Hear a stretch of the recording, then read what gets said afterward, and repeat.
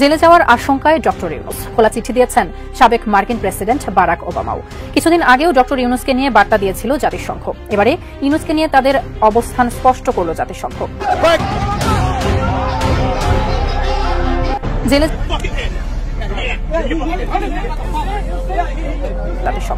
কয়েকজন ঢুকেছিল, তাদেরকে আমরা জুতা পেটা করেছি।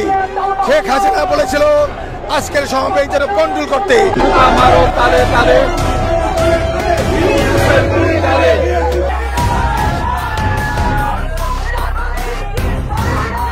ডক্টর ইউনূসের জাতিসংঘের বক্তব্য ঘিরে উত্তেজনার আতঙ্কে এবার ডক্টর ইউনূসকে চরম হেনস্থা করেছে আওয়ামী লীগের নেতাকর্মীরা। এক পর্যায়ে সংঘর্ষ বাদে বিএনপি ও আওয়ামী লীগের নেতাকর্মীদের মধ্যে জয় বাংলা স্লোগানে জড়ো হতে থাকে হাজারো নেতাকর্মী।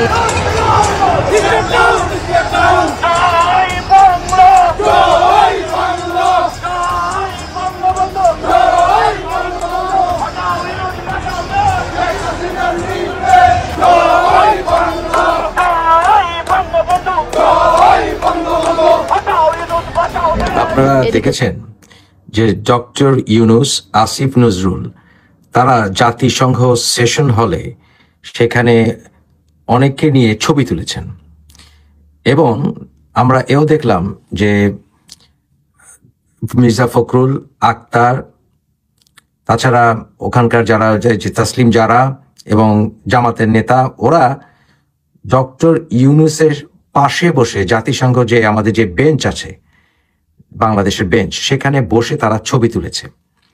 এদিকে যমুনা ঘেরাও কর্মসূচি ঘোষণা দিয়েছে আওয়ামী লীগ। খুব শীঘ্রই যমুনা ঘেরাও করে ডক্টর ইউনূসের পতন করা হবে বলে হুঁশিয়ারি দিয়েছে দলটি। হচ্ছে সুদের মহাজন ইউনূসের হোটেল এবং এখানে যুক্তরাষ্ট্র আওয়ামী লীগ তার নেতৃত্বে প্রত্যেকটি নেতাকর্মী জুতা নিক্ষেপ করছে সুদের মহাজন ইউনূসের বিরুদ্ধে।